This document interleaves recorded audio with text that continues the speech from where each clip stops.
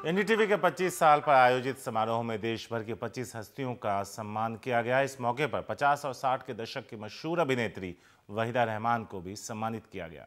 उनसे बात की हमारी सहयोगी नगमा सहर ने।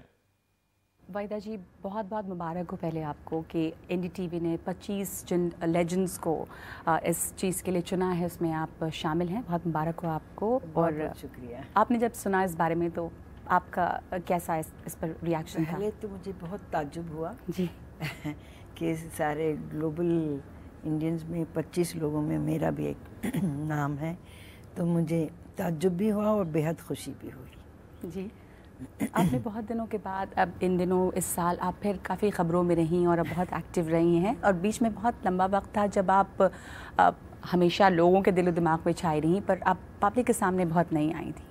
हाँ, क्योंकि मैं पिछले 5 साल से तो कोई मूवी नहीं की मैंने जी। और कुछ ज़्यादा पब्लिक फंक्शंस में ज़्यादा मैं जाती नहीं हूँ, मगर अचानक ये एक के बाद एक अवार्ड मिलने लगे तो इसलिए मैं न्यूज़ में हूँ।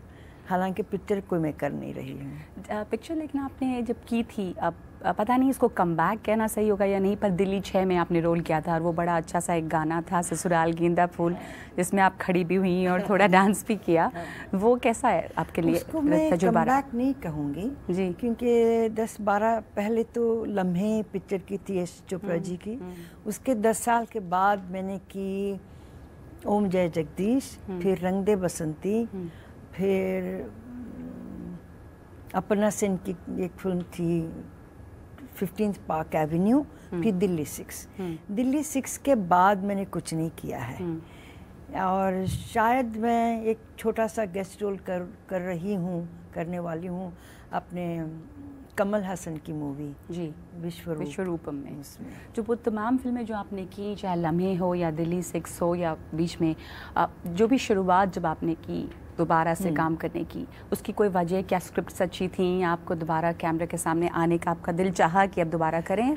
बहुत लंबा वक्फा था जब कुछ नहीं किया था। मेरा इरादा तो नहीं था, मगर सबसे पहले राकेश मेहरा आए मेरे पास और उन्होंने बहुत ज़िद की कि आपको करना पड़ेगा। फिर अनुपम खेर, ओम जय जगदीश उनकी पहली फिल्म थी जो डायरेक्ट करने वाले थे, तो उन्होंने कहा, जब हमने लम्हे में काम किया उसी वक्त मैंने तय किया था मैं कभी भी डायरेक्शन करूँगा पहली दफ़ा तो उसमें मैं आपको ज़रूर लूँगा। तो ये दोनों ज़िद की और मुझे बड़ा अच्छा लगा, बहुत प्यार और इज़्ज़त दी उन्होंने मुझे, और मुझे सबसे अच्छी लगी रंग दे बसंती।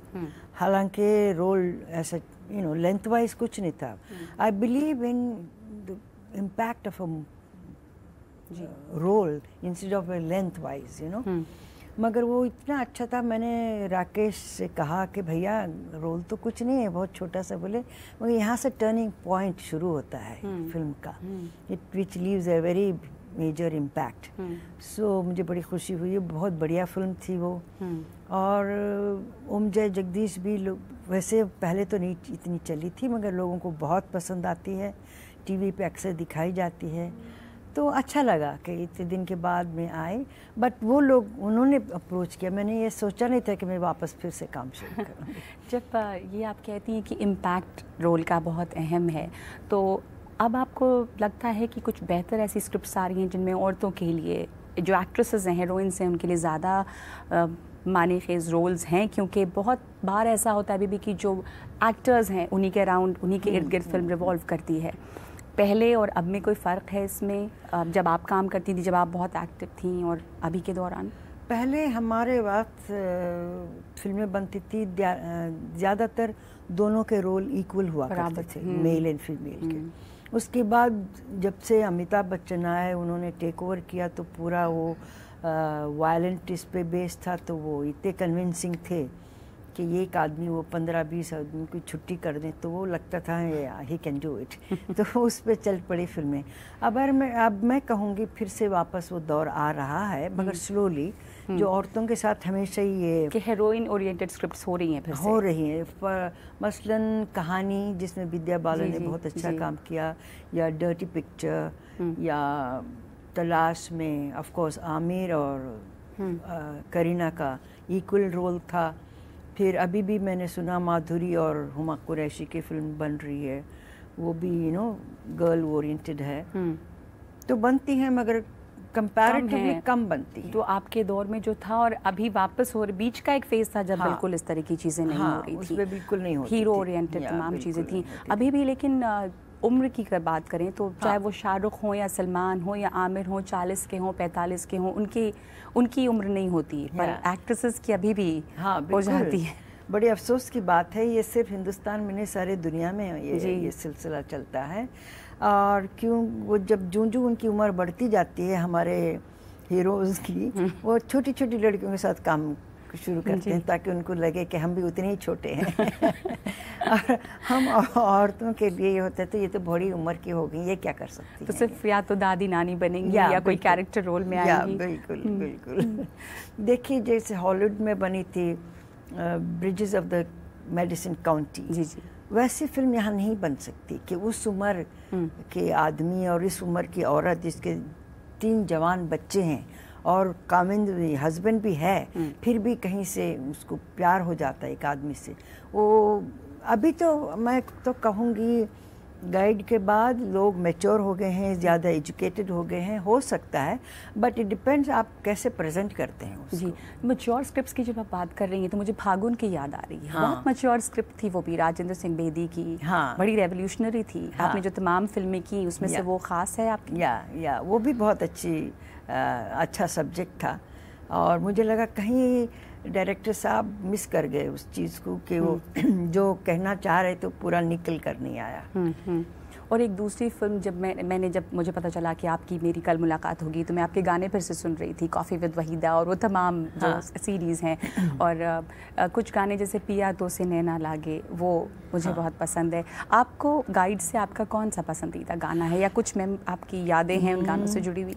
गाइड का मुझे वो आज फिर जीने की तमन्ना है, क्योंकि मुझे किसी ने एहसास दिलाया जो मैंने नहीं सोचा था कि जी वो हिंदुस्तान का पहला गाना है जहां औरत को जो फेमिनिस्ट स्ट्रेंथ जो देता है कि आज फिर जीने की तमन्ना है, आज पर मरने का इरादा है। और वो सिचुएशन भी ऐसी थी कि वो अपने हस्बैंड को छोड़ आती है, उसको उसमें एक हिम्मत आती है कि मैं अकेले जी सकती हूँ, यू नो, अपनी ज़िंदगी की मैं जिम्मेदार हूँ और ख़ुद मुख्तार हूँ। तो वो मुझे गाना बहुत अच्छा लगता है। It's so lively and you feel के या उसको गाओ तो उतना ही जोश आता है। और वो पिया तो से नैना लागे में बहुत डांस बेहतरीन है, आपका लंबा सीक्वेंस है। वो भी बहुत अच्छा गाना और डांस थे, मगर मेरा फेवरेट डांस तो स्नेक डांस है, जिसमें हालांकि गाना नहीं था, लिप मूवमेंट नहीं थे, मगर वो सिचुएशन के हिसाब से उसका म्यूज़िक और उसकी टेकिंग, उसकी कोरियोग्राफी सब बहुत अच्छी। जी, और एक फिल्म आपने की थी शगुन, जो आपने आपके हस्बैंड के साथ की थी, शायद अकेली फिल्म थी वो जो आपने उनके साथ की, और उसमें एक बहुत खूबसूरत गाना है पर्वतों के घेरे में, वो चंपई उजाला और सुरमई, बहुत ही खूबसूरत गाना था। कयाम साहब का म्यूजिक था और मेरे ख्याल से साहिर साहब ने लिखा था। जी जी जी, बहुत ही अच्छा था। उस फिल्म से जुड़ी कोई याद आप हमारे साथ बांटना चाहेंगी? आप अपने हस्बैंड के साथ आपने काम किया था उसमें? उस वक्त जब हम काम कर रहे थे, वो मेरे हस्बैंड जो थे बेहद शाय थे, बहुत कम बोलते थे मगर उस वक्त तो कभी ऐसा लगा नहीं हमें। वो फिल्म ख़त्म होके कुछ 8-10 साल के बाद हमारी शादी हुई। क्योंकि वो जब वो पिक्चर नहीं चली तो उनका बहुत दिल उदास हो गया, तो वो छोड़कर हिंदुस्तान से चले गए थे कनाडा।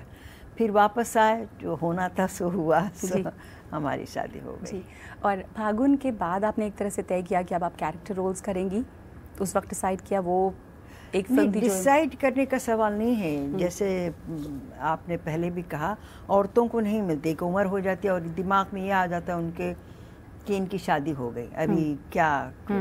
अभी वो बेटर ये हुआ है कि लाइक काजोल हैं, शादी हो गई, बच्चे हो गए, अब माधुरी हैं, उनकी भी शादी हो गई, बच्चे हैं, तो उनको रोल मिल रहे हैं, शुक्र है मैं कहूँगी। और लोग सोचें कि भाई इस उम्र की भी औरतें भी काम अच्छे, पहले अच्छे थे, अब क्यों नहीं अच्छे होंगे, उनके लिए कहानियाँ लिखी जाए। तो उस वक्त आपके साथ ये हो रहा था, इसलिए आपने शायद तय किया। बहुत सारी फिल्मों में आपने काम किया है जो लिटरेचर पे बेस्ड थी। अब रेबेका बनी थी, वो तो खैर नॉवल है। आपने रेबेका देखी थी जब वो काम करने में कोहरा जब बनाया था आपने? उसकी कुछ आपको याद है? कुछ खास याद नहीं है। मैंने किताब भी पढ़ी थी, बॉलीवुड की फिल्म भी देखी थी। मुझे लगा इसमें कहीं कुछ मिस कर गए जो उसका इम्पैक्ट नहीं आया। जी। और वुदरिंग हाइट्स पे भी बनी 20 साल बाद, और दिल दिया दर्द लिया, और भी तमाम फिल्में हैं जो लिटरेचर पे बेस्ड थी, जैसे साहब बीबी और गुलाम, गाइड। साहब बीबी गुलाम के भी कैरेक्टर्स इतने अच्छे थे। मुझे ज़्यादा अच्छा लगता है जब कोई नॉवल से लेके फिल्में बनती हैं तो बड़े डिफाइंड कैरेक्टर्स होते हैं, तो इजी टू फॉलो देम। उस वक्त ये बहुत होता था, अब ये ज़्यादा इस तरह का हो नहीं रहा है। अभी पता नहीं लेटली किसी ने किया है कि नहीं, I don't think so, I don't remember. जी। जो जिस पर आपका सेशन भी है, बॉलीवुड जो है उसका असर दुनिया में काफ़ी है। पहले तो और भी था, हमने देखा राज कपूर कितने ज़्यादा मशहूर थे रूस में, अफ़गानिस्तान में अमिताभ बच्चन की शोहरत। मैं पाकिस्तान गई थी तो शाहरुख खान के पोस्टर्स ऐसे बिकते रहते थे वहाँ पे। यानी कि तमाम मुल्क हैं, उसका इस्तेमाल बॉलीवुड कैसे कर सकता है दुनिया में? देखिए, बहुत अच्छा हमारा मीडियम है फिल्म का, क्योंकि जब देखते हैं तो उसका इम्पैक्ट ज़्यादा होता है दिमाग पे। और मैं काफ़ी पिछले दिनों ट्रैवल करती रही हूँ, सारे यूरोप में लोग जानने लगे हैं हिंदुस्तानी फिल्मों के बारे में, हिंदुस्तानी संगीत के बारे में। तो ये और थोड़ा तो मैसेज होता ही है हर फिल्म में, मगर इसको ज़रा ज़्यादा उसको, क्योंकि आफ्टर ऑल क्या है, इसे एंटरटेनमेंट मीडिया फिल्में, तो बनाने वाले ये सोचते हैं कि एंटरटेनमेंट भी हो और मैसेज भी हो। अगर मैसेज ज़्यादा दो तो लोगों को बोरिंग लगती है, अगर एंटरटेनमेंट ज़्यादा हो मैसेज ना हो तो ये है। हमको इसका फ़ायदा लेकर, क्योंकि सारे हिंदुस्तान, सारे यूरोप में, सारे अमेरिका में लोग हिंदुस्तानी फिल्में देखने लगे हैं, हम आर्टिस्टों को पहचानने लगे हैं, म्यूज़िक पसंद करने लगे हैं, तो इसका फ़ायदा उठाकर जितना हो सके हम और के, ताकि दुनिया में पीस रहे, प्यार मोहब्बत रहे, इत्तेफाक रहे। और काफ़ी मेजर इश्यूज़ जो हैं, जैसे एजुकेशन हो, एनवायरनमेंट हो, ये सब बड़े मेजर इश्यूज़ हैं। इसको टैकल करने के लिए फिल्मों के थ्रू करें तो हम बहुत अच्छा होगा। जी, बहुत बहुत शुक्रिया आपका भाई जी, बात करने के लिए हमसे। शुक्रिया, थैंक यू।